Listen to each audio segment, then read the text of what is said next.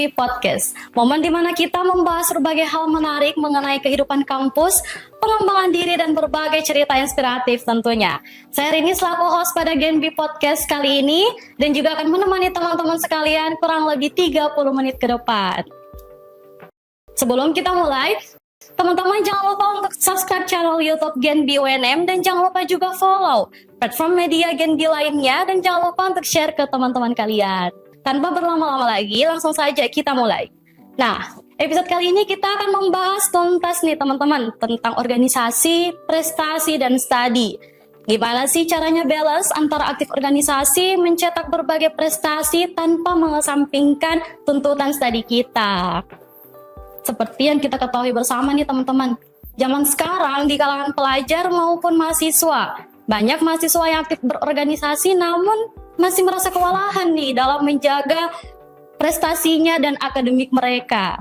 So, kita akan bahas langsung bersama dengan bintang tamu sekaligus narasumber hebat kita sore hari ini, Kak Farid. Halo. Halo Kak, bagaimana kabarnya Kak? Alhamdulillah, hari ini baik. Oke, alhamdulillah. Kakaknya sendiri gimana kabarnya? Alhamdulillah sangat baik. Asik. Oke, teman-teman tak kenal maka tak sayang, maka sebelum itu saya ingin memperkenalkan nih narasumber kita pada hari ini secara singkat. Nah, Kak Farid adalah seorang mahasiswa berprestasi, bukan hanya nasional tapi internasional. Sekaligus Kak Farid ini juga aktif di berbagai organisasi, internal kampus maupun eksternal kampus, juga di berbagai komunitas. Juga tetap mementingkan studinya nih teman-teman. Tentunya Kak Farid di sini siap untuk berbagi pengalaman, wawasan, dan berbagi tips and trick. Gimana sih caranya balance antara ketiga ranah ini? Tepuk tangan dulu untuk narasumber kita pada hari ini. Oke, langsung saja kita mulai dengan beberapa pertanyaan seru nih sebagai awal dari bincang-bincang kita pada sore hari ini Kak Farid. Boleh. Oke. Nah Kak Farid, bisa sharing nih ke teman-teman di rumah, gimana sih awal Kak Farid memutuskan untuk terlibat dalam organisasi saat masih menjalankan studinya? Oke. Jadi sebenarnya kalau kita ingin bilang ya, organisasi itu teman-teman seperti laboratorium raksasa ya, di mana organisasi itu tempat di mana kita mengasah soft skill kita. Iya, betul. Dan kenapa saya ingin bergabung dengan organisasi sambil saya menjalankan studi saya, karena menurut saya organisasi ini adalah wadah untuk saya bertumbuh buat akademik, begitupun untuk personal. Iya, betul. Coba teman-teman bayangkan saja ya, kita dikumpulkan dari latar belakang yang berbeda di dalam salah satu tempat yang namanya organisasi. Tanpa kita sadari, komunikasi itu tumbuh gitu. Dan situ kita sudah belajar komunikasi, interaksi satu sama lain.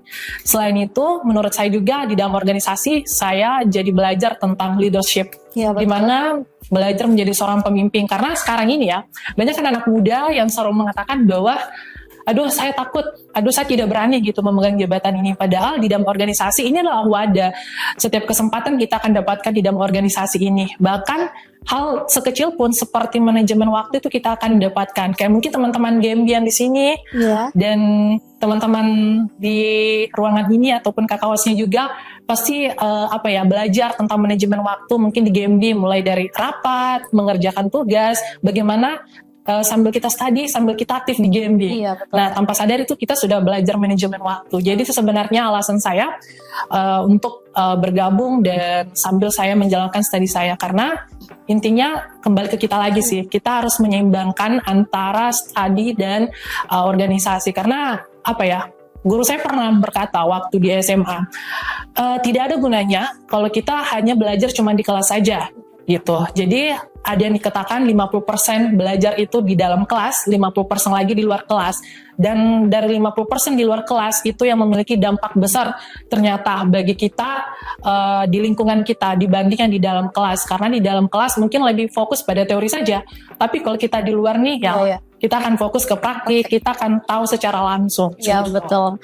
Oke, itu tadi dia penjelasan dari Kak Farid. Gimana sih awal mula Kak Farid nih tertarik untuk bergabung dalam sebuah organisasi. Ternyata nih Sobat Genbiers, dalam organisasi itu kita dapat mengembangkan soft skill, public speaking, jiwa kepemimpinan, hingga networking. Bahkan sampai manajemen waktu. Nah, buat teman-teman yang belum punya alasan nih untuk bergabung dalam sebuah organisasi, bisa jadi nih inspirasi untuk teman-teman.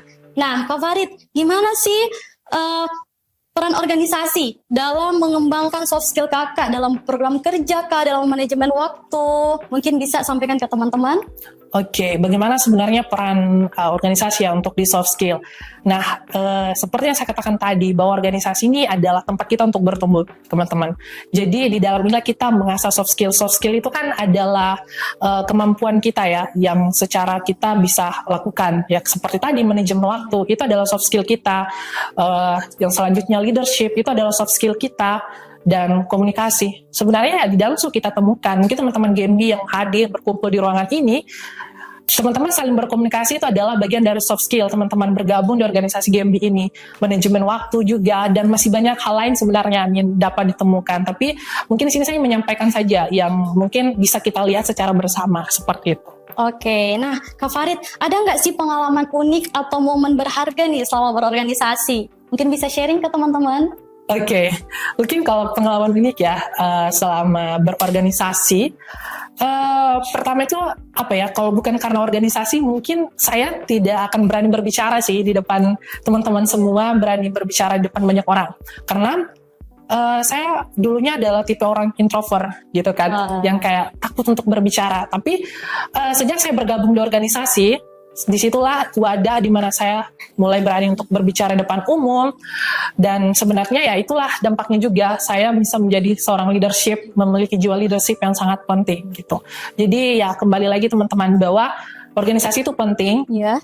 Ketika teman-teman ingin menjadi pribadi yang lebih unggul, menjadi pribadi yang ingin mengembangkan diri menjadi lebih baik, ya bergabung dengan organisasi. Dan kalau ingin dibilang organisasi bukan suatu kewajiban, tapi keharusan gitu. Jadi teman-teman harus, karena ketika teman-teman sudah tahu organisasi, teman-teman akan temukan hal-hal yang teman-teman tidak akan ketahui. Dan dari organisasi pun, ya saya ikut beberapa lomba, ikut kegiatan. Ya mungkin ikut lombanya mungkin bukan mewakili nama organisasi, tapi kadang ya komunikasi tadi kita dapat teman-teman yang sefrekuensi, kita dapat teman-teman yang mungkin sehati dengan kita. Jadinya ya kita bisa mengikuti banyak kegiatan melalui organisasi tadi. Intinya banyak dampak positifnya gitu. Wah, iya itu dia pengalaman unik yang ternyata berharga banget menunjukkan prestasi Kak Farid ya sejauh ini selama berorganisasi. Nah, ngomong-ngomong tentang prestasi nih Kak, Boleh. Bagaimana pengalaman organisasi Kak Farid membantu dalam perjalanan prestasi Kak Farid nih? Ada nggak sih kejadian yang menunjukkan,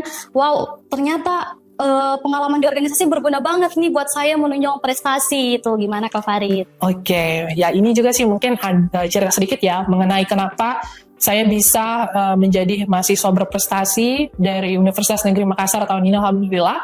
Sebenarnya itu terinspirasi ketika saya mengikuti organisasi yang sekarang dikatakan IKADUBAS, karena sekarang saya adalah duta bahasa Sulawesi Selatan dan Sulawesi Barat. Jadi kita ada namanya organisasi IKADUBAS. Iya. Di dalam itu banyak sekali yang saya pelajari dari IKADUBAS, mulai dari program-program kerjanya yang fokusnya ke bahasaan, terus kesastraan. Nah kemarin itu di karya ilmiah saya, waktu saya mengikuti seleksi mahasiswa berprestasi, saya mengangkat tentang Macarita. Macarita memang sebenarnya program kerja dari IKADUBAS, tapi saya kembangkan lagi bagaimana lebih fokus kepada bidang saya. Soalnya saya kan dari pendidikan bahasa sastra Indonesia. Jadi saya kaitkan ke situ bagaimana hal ini bisa membantu masyarakat khususnya yang disabilitas penglihatan seperti itu. Dan itu alhamdulillah membantu saya lolos di Fakultas Bahasa dan Sastra, karena penilaian mahasiswa berprestasi waktu itu adalah bagaimana proyek yang sudah pernah kita lakukan itu berdampak.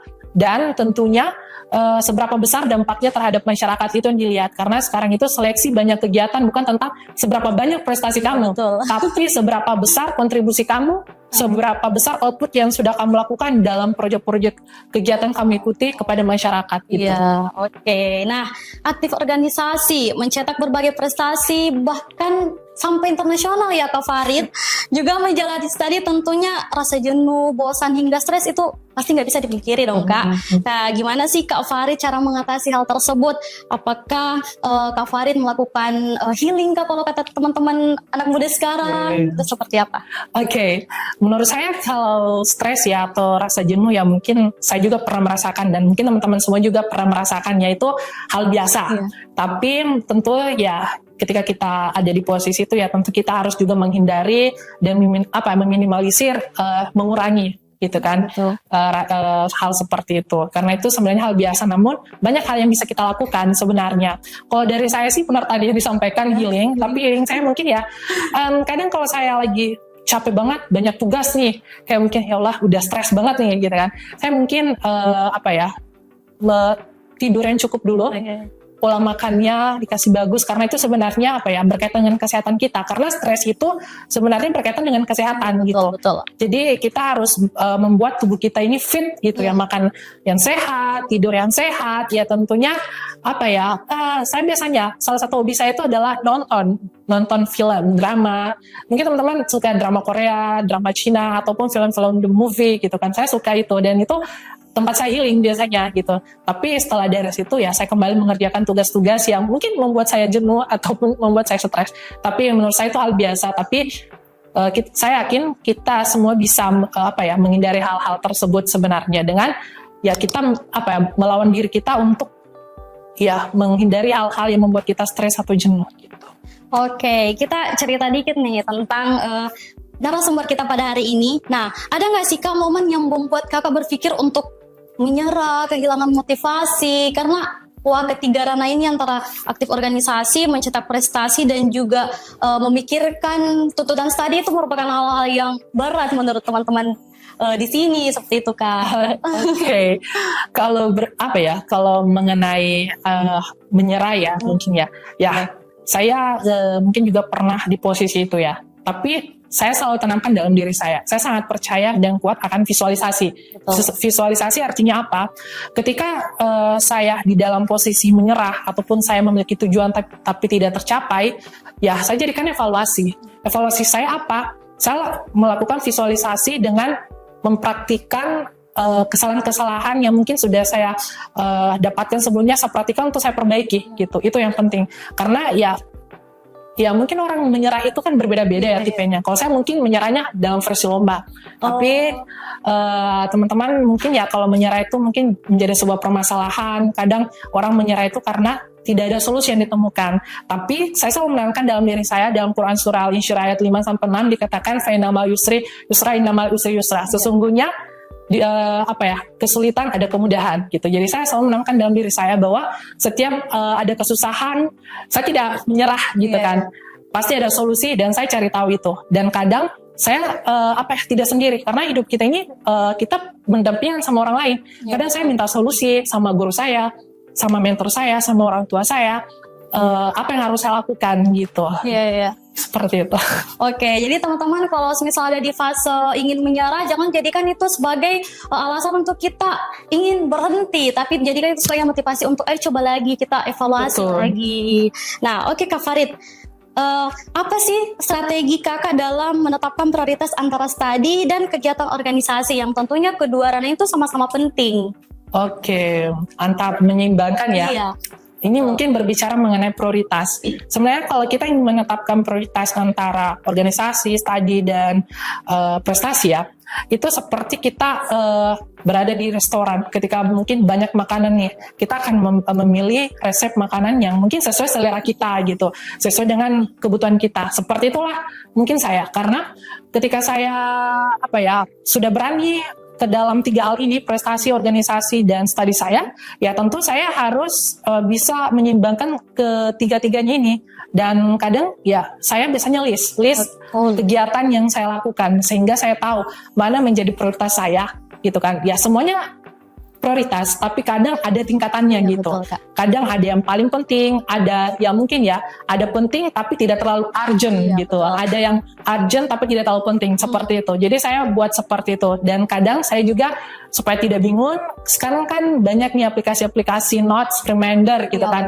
Kadang sih saya cuma pakainya Google Calendar sih ya. Itu biasanya membantu saya sekali. Kalau saya megang HP, oh ternyata ada kegiatan, kayak kegiatan GMB hari ini gitu kan. Itu Google Calendar membantu saya, oh ternyata saya ada podcast nih besok gitu kan. Tapi ya semuanya itu kembali lagi ke kita, karena itu tergantung dari diri kita sendiri gitu. Yang membuat kita berubah, membuat kita mindset kita positif ya kita sendiri gitu. Kita harus belajar gitu bagaimana membuat hal-hal yang kita lakukan itu bisa lebih bermanfaat dan berdampak sama diri kita itu lebih baik lagi. Oke, nah tuh teman-teman Genbiers yang masih bingung dalam menetapkan prioritas, tips dari Kak Farid nih bisa banget nih teman-teman implementasikan. Nah selanjutnya, sebelum kesini tuh Kak Farid, saya sempat baca-baca CV-nya Kak Farid, tuh benar-benar prestasinya nih teman-teman, mulai dari internal kampus hingga nasional, hingga ke internasional. Nah Kak Farid bisa nih sharing-sharing ke teman-teman, ada nggak sih rahasia kakak agar tetap termotivasi untuk mengejar prestasinya? Oke, kalau masalah termotivasi ya Iya. untuk mengejar prestasi, yang ingin saya sampaikan sama teman-teman di sini adalah efisiensi dan kepercayaan diri. Karena ketika kita ingin prestasi kita itu bertahan, ya kita harus efisien gitu kan. Kayak kalau memang kita punya niat untuk mempertahankan prestasi, berarti kita harus belajar gitu. Ketika kita membuat kesalahan karena prestasi kita sebelumnya kita nggak menang lah atau apa, ya kita belajar, evaluasi sampai kita bisa menjadi yang lebih baik. Nah seperti sebelumnya kan saya mencoba-coba nih, bisa nggak ya saya lolos kegiatan internasional gitu kan? Secara ya saya orang Indonesia gitu kan, dan apalagi kan background saya dari jurusan pendidikan bahasa sastra Indonesia, betul. Kayak nggak relate nih sama rata-rata kan orang menggunakan bahasa Inggris kan ya. Tapi di sini saya mencoba diri saya gitu. Saya ingin membuktikan bahwa berprestasi itu bukan tentang seberapa pintar, tapi bagaimana seberapa berdampak dan kamu mencoba. Betul. Niat itu yang paling penting. Nah, situ saya mencoba. Alhamdulillah di tahun 2021 kalau nggak salah ya, alhamdulillah saya berhasil mewakili UNM gitu kan di program Inspirator Indonesia yang dilaksanakan di Turki, dan saat itu alhamdulillah menjadi 2 delegasi dari UNM gitu yang ke sana, dan disitulah saya menanamkan dalam diri saya kalau saya bisa satu kali berangkat ke luar negeri, I believe the next saya bisa lagi gitu. Dan alhamdulillah di tahun kedepannya saya ke 3 negara, ke negara-negara lainnya gitu. Intinya pertama itu kalau kita ingin mempertahankan prestasi, kita belajar sih. Dan kita harus berani dan ada kemauan. Intinya jangan mager. Janganlah jadi generasi-generasi mager. Itu sih yang sekarang permasalahan anak muda ya. Itu mager sih. Tapi ya saya percaya teman-teman GMB di sini, teman-teman di ruangan ini, ataupun teman-teman di luar di sana gitu. Ketika teman-teman percaya dan punya niat yang baik untuk memiliki prestasi, teman-teman, saya yakin bahwa teman-teman akan menjadi orang-orang yang berprestasi, karena niscaya orang-orang yang punya niat dari awal, niat yang baik itu insya Allah akan mendapatkan hasil yang baik. Betul. So, teman-teman di rumah jangan lupa untuk tetap berani untuk mencoba apapun itu teman-teman, karena kalau kita tetap stuck sama yang kita harus berani untuk keluar dari zona nyamannya kita. Ya Kak, teman-teman jangan jadi generasi yang mager tadi dikatakan sama Kak Farid. Nah, menarik banget obrolan kita sejauh ini. Ternyata ada banyak hal nih teman-teman yang kita bisa pelajari dari narasumber kita pada hari ini. Gimana caranya membagi waktu antara organisasi, mencetak berbagai prestasi, dan studi. Buat teman-teman yang masih bingung nih gimana sih cara balance antara ketiga ranah ini, semoga pembahasan ini bisa menjadi inspirasi teman-teman. Oke, terakhir nih Kak Farid, menjadi mahasiswa berprestasi Universitas Negeri Makassar ya, tahun 2024 tahun ini. Nah, ada nggak sih Kak seseorang nih yang menjadi support system kakak selama kakak menjalani kehidupannya sebagai seorang mahasiswa berprestasi, juga tetap fokus di ranah studinya? Oke. Spill dong kalau ada.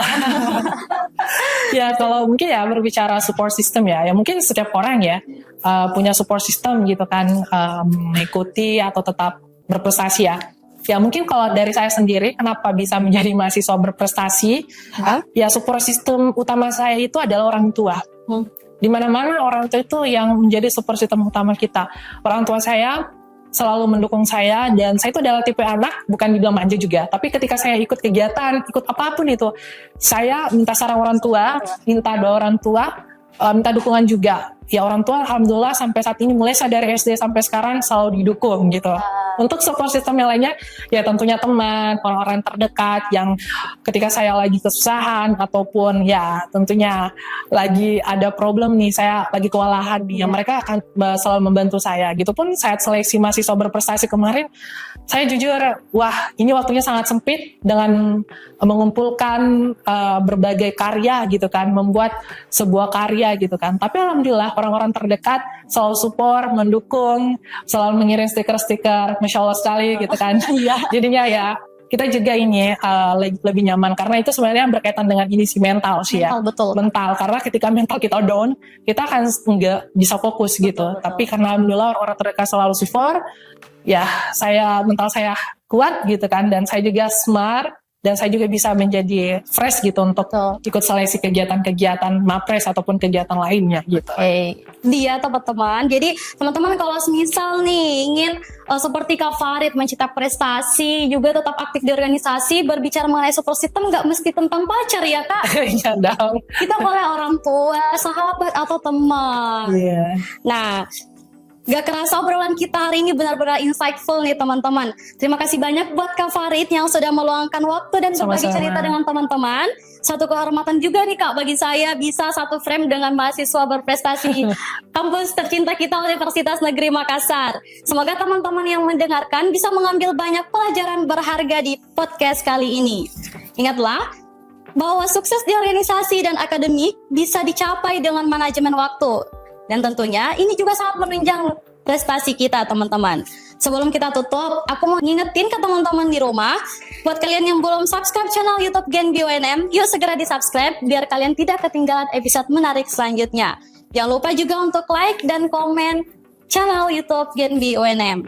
So, ucapan terima kasih banyak kepada Studio Vkom UMI yang telah mewadahi pelaksanaan podcast kali ini. Dan juga teman-teman panitia yang berada di belakang layar, terima kasih banyak.